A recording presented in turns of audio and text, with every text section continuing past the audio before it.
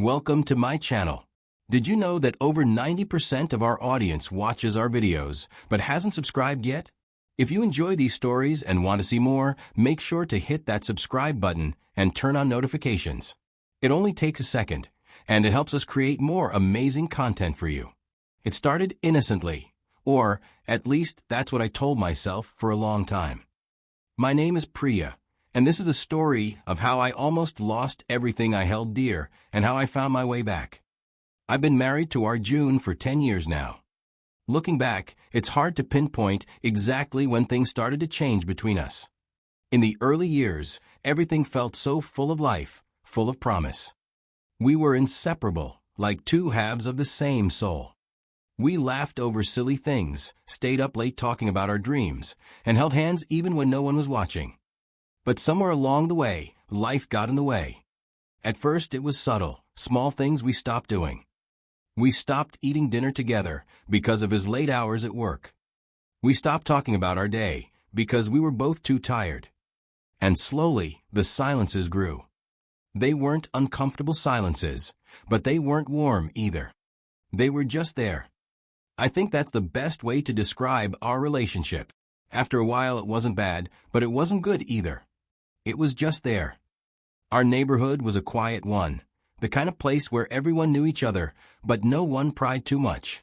Families had their routines, kids played in the streets, and neighbors exchanged polite smiles. It was the kind of place that felt safe and predictable, almost like our marriage. One of our neighbors, Ravi, had moved in a few years ago with his wife, Mira.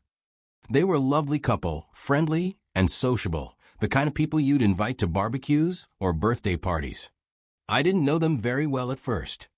We'd exchange pleasantries at community events or wave at each other while walking our dogs, but that was it.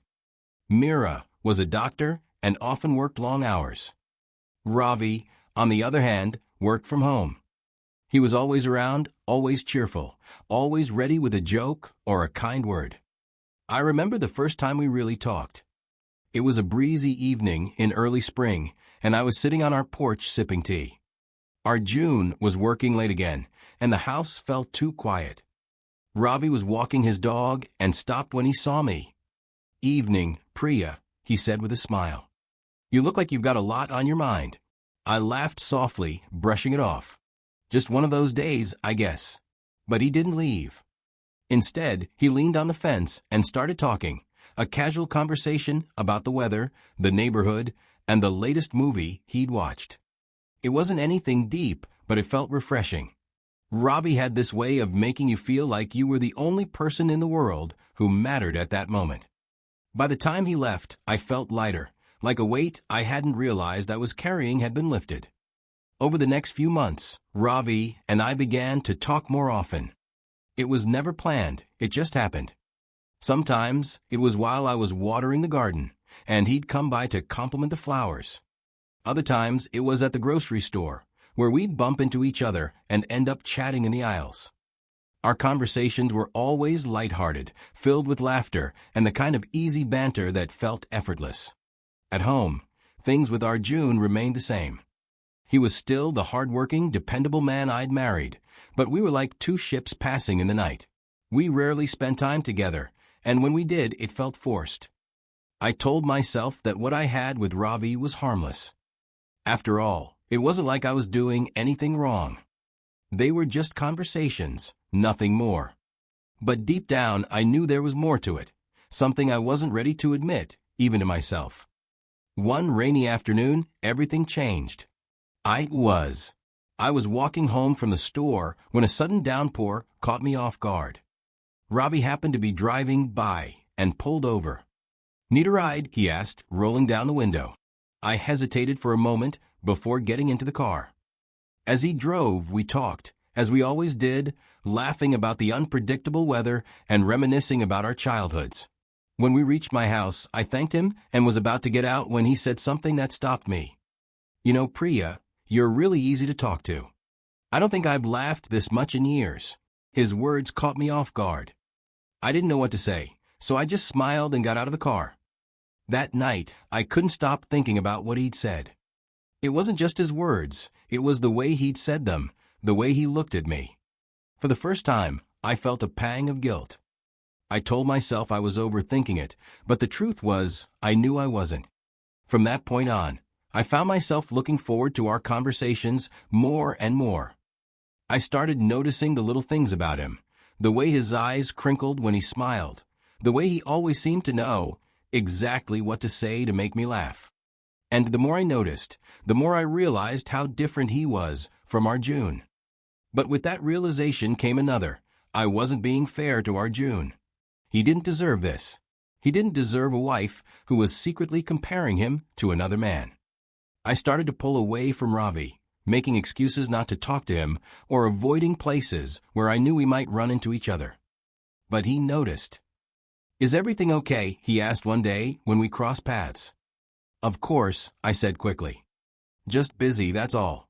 But he didn't look convinced, and the truth was, neither was I. The breaking point came one evening when Arjun came home early from work. I was sitting in the living room, scrolling through my phone when he walked in. He looked tired, but there was something else in his expression, something I couldn't quite place. "Priya," he said quietly, "can we talk?" The seriousness in his voice caught me off guard. I nodded, setting my phone aside. He sat down across from me, his eyes searching mine. "Are you happy?" he asked. The question hit me like a punch to the gut. I wanted to say yes to reassure him, but the words wouldn't come. Instead, I looked down, unable to meet his gaze. "I don't know," I admitted softly. It was the first honest thing I'd said in a long time, and once I said it, the floodgates opened. I told him everything, not about Ravi, but about how lonely I'd been, how distant we'd become, and how much I missed the way we used to be. To my surprise, Arjun didn't get angry. Instead, he listened. For the first time in years, we had a real conversation about marriage, about where we'd gone wrong, and about whether we could fix it. That night, I realized something important. Ravi wasn't the solution to my problems. He was a distraction, a reminder of what was missing in my life.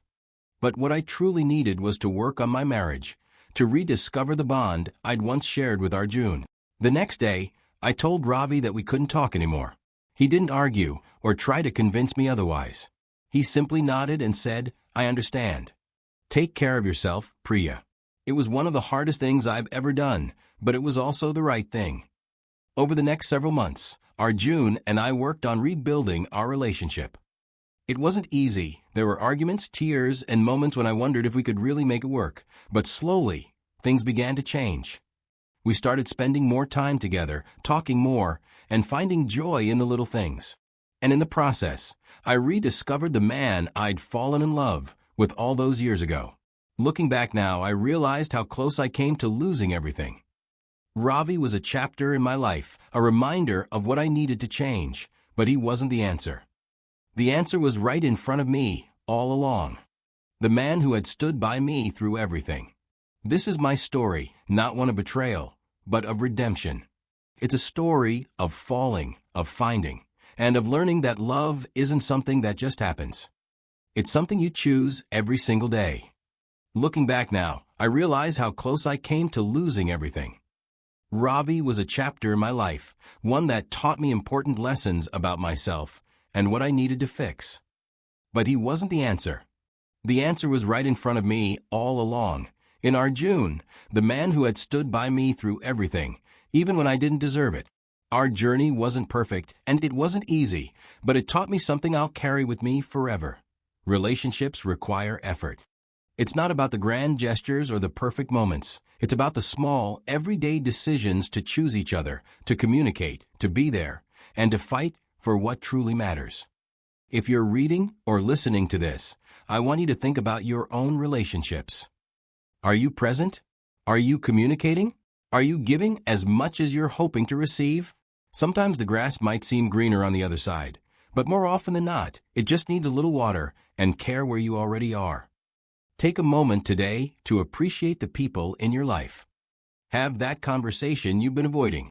Make the effort you've been putting off. Because love isn't just about finding the right person. It's about continuing to choose them every single day. If my story resonated with you, I'd love to hear your thoughts. Share your experiences in the comments below, or let me know what lessons you've learned about love and relationships. Let's start a conversation because we're all learning, growing, and figuring it out together. Thank you for listening to my story. I hope it inspires you to reflect, to connect, and to cherish the relationships that truly matter.